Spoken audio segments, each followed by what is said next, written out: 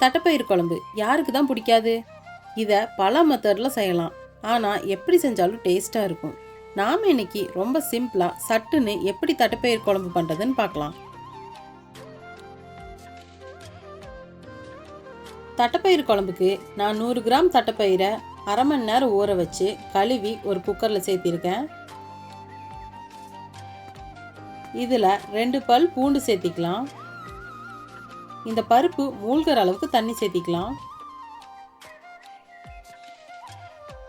1 spoon எண்ணெய் ஊற்றிக்கலாம். இதை 3 விசில் விட்டு எடுத்துக்கலாம். தட்டைப்பயிறு நல்லா வெந்துருச்சு.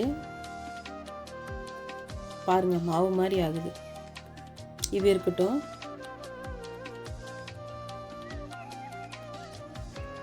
ஒரு சட்டியில் தாளிக்கிறதுக்கு எண்ணெய் ஊற்றிக்கோங்க. எண்ணெய் காஞ்சது கடுகு போட்டுக்கோங்க.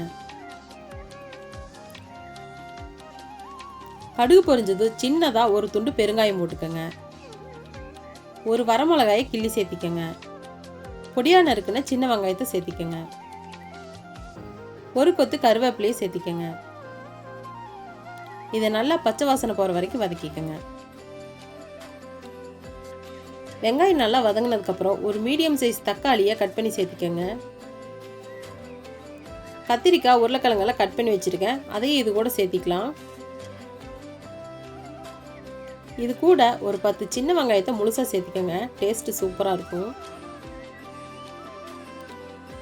1/4 ஸ்பூன் மஞ்சள் தூள் சேர்த்திக்கோங்க. 2 ஸ்பூன் சாம்பார் தூள் சேர்த்திக்கோங்க. காய்க்கு தேவையான அளவு உப்பு சேர்த்திக்கோங்க. இதை 1 நிமிஷத்துக்கு எண்ணெயிலேயே வதக்கி விடுங்க.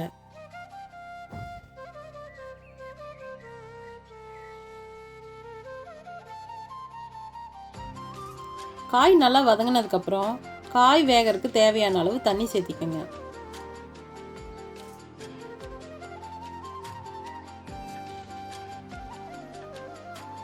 நல்லா மிக்ஸ் பண்ணி விட்டுக்கோங்க.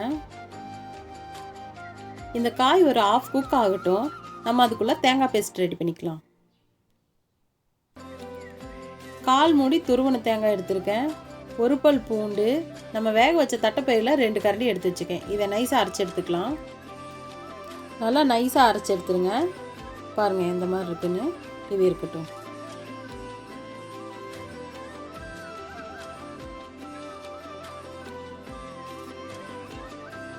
இப்போ காய் ஒரு அரை வேக்காடு வெந்துருச்சு.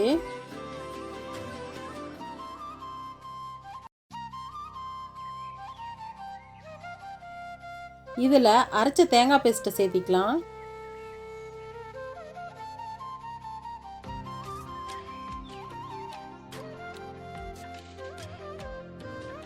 இது கூட வேக வச்ச தட்டைப்பயிரையும் சேர்த்திக்கலாம். அந்த தண்ணியோடவே சேர்த்திக்கங்க.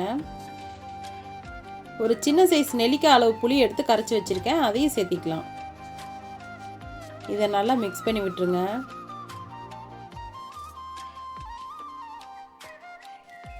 இப்போ குழம்புக்கு தேவையான அளவு உப்பு சேர்த்திக்கலாம். ஆல்ரெடி காயில் உப்பு போட்டிருக்கோம், அதனால் பார்த்து சேர்த்திக்கங்க. நல்லா மிக்ஸ் பண்ணி விட்டுருங்க. இது நல்லா ஒரு கொதி வரட்டும். குழம்பு நல்லா கொதி வந்துருச்சு. புளியோட பச்சை வாசனையெல்லாம் போயிருச்சு.